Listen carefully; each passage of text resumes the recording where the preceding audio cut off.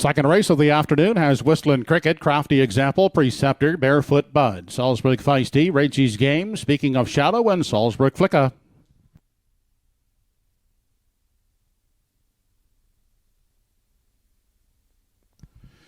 They are off and pacing. Barefoot Bud gets the first call. In at the rail, that's Whistling Cricket. Getting away second, outside. And crossing over, looking for a spot, speaking of Shadow, into the backstretch. The Redland Farmers backstretch for time one of the outside. Barefoot Bud trying to wrestle the lead away from Whistling Cricket. Whistling Cricket is moving up at the rail. Now has the lead outside of Park. Barefoot Bud is second, in the pocket third. That's Crafty Example, followed in fourth by Salzburg Flicka, gapped out and finding room there at the rail in five was Speaking of Shadow. Then the sixth away was Preceptor. Then we go back into seventh and find Salzburg Feisty.